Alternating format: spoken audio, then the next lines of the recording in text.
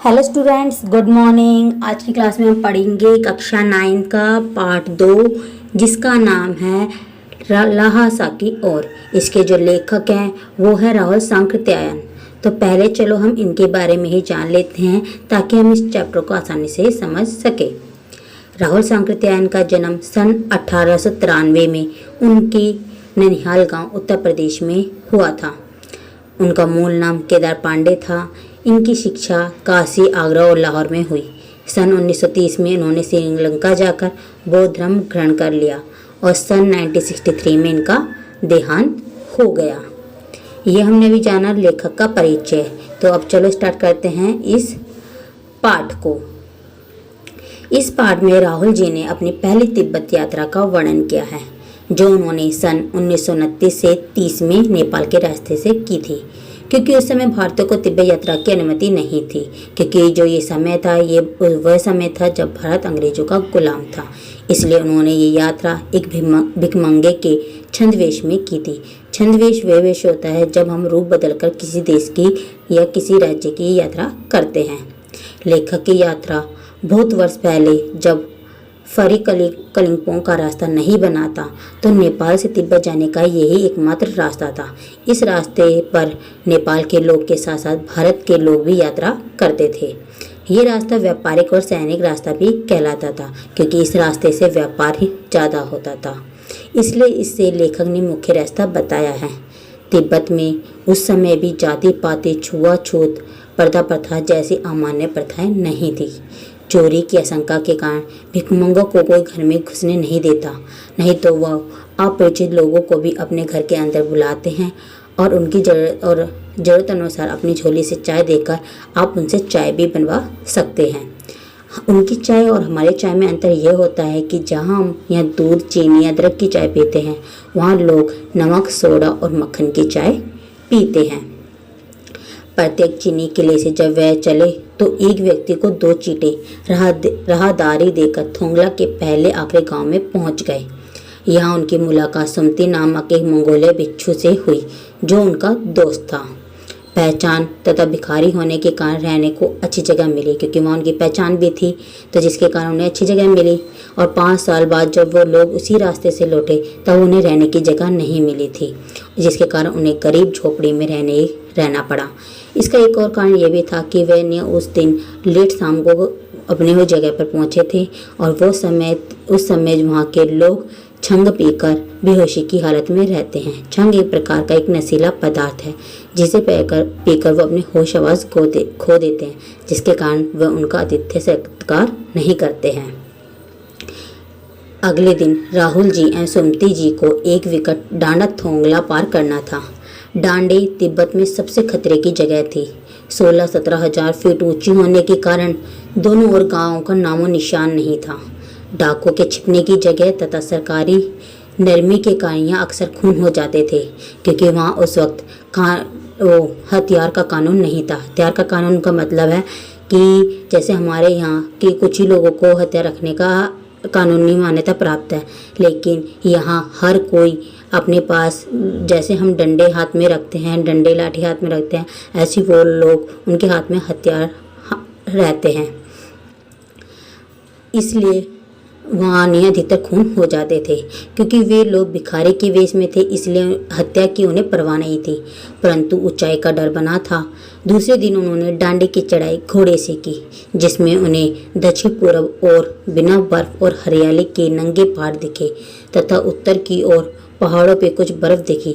उतरते समय लेखक का घोड़ा थोड़ा पीछे चलने लगा और वे बाएं की ओर 1.5 मील आगे चल दिए। बाद में पूछकर पता चला लंकोर का रास्ता दाहिने के तरफ था तथा जिससे लेखक को देर हो गई तथा सुमति नाराज हो गए, लेकिन उन्होंने उनका इंतजार किया।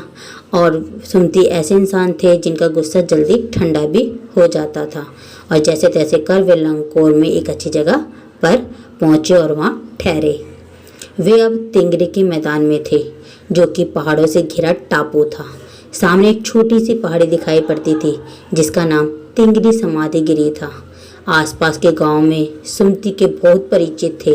वह उनसे जाकर मिलना चाहते थे, परंतु लेखक ने उन्हें मना कर दिया और लहासा पहुंचकर पैसे देने का वादा किया। सुमति मान गए और उन्होंने आगे बढ़ना शुरू किया। उन्होंने सुबह चलना शुरू नहीं किया था, इसीलिए उन्हें कड़ी धूप में आगे बढ़ना पड़ रहा था। वे पीठ पर अपनी चीजें लादे और हाथ में डंडा लिए चल रहे थे। सुमति एक और यजमान से मिलना चाहते थे, इसलिए उन्होंने बहाना कर शेखर विहार की ओर चलने को कहा। तिब्बत की जमीन छोटे बड़े जागीरदारों के हाथों में बटी है। इन जागीरों का बड़ा हिस्सा मठों के हाथ में है। अपने अपने जागीर में हर जागीरदार कुछ खेती खुद भी करता है, जिसके लिए मजदूर उन्हें बेकार में मिल जाते हैं। लेखक शेखर की खेती के मुखिया भिक्षु नमसे से मिले। नमसे यानी कि उधरनीय, इनका बहुत सम्मान किया जाता है। वहाँ एक अच्छा मंदिर था जिसमें बुद्ध वचन की हस्तलिखित 103 पोथियाँ रखी थी। पोथियाँ यानी कि बुक्स रखी थी, जिसे लेखक पढ़ने में लग गए। इसी दौरान सुमति ने आसपास अपने यजमानों से मिलकर आने के लिए लेखक से पूछा, जिससे लेखक ने मान लिया। दोपहर तक सुमति वापस आ गए, क्योंकि तिंगरी वहाँ से ज़्यादा दूर नहीं था, इसलिए उन्होंने अपना सामान पीठ पर उठाया और नमसे से वो विदा लेकर वहाँ से चल दिए। तो ये हमने उनका पूरा पढ़ा उनकी तिब्बत यात्रा के बारे में, कि उन्होंने अपनी तिब्बत यात्रा कैसे की। तो चलो अब हम थोड़ा सुमति के बारे में भी जान लेते हैं कि जो ये सुमति है ये मंगोलिया भिक्षु है। उनका जो हकीकत का नाम है लोबशेख है, जिसे उन्होंने लेखक ने सुमति के नाम से पुकारा है। आशा है आपको ये जो पूरा चैप्टर है अच्छे समझ आया गया होगा। अगर आपको ये चैप्टर अच्छे समझ आया हो तो प्लीज़ मेरे चैनल को सब्सक्राइब करें और बेल आइकन को दबाना ना भूलें, ताकि आगे आने वाले मेरी हर वीडियो आपको सबसे पहले मिले।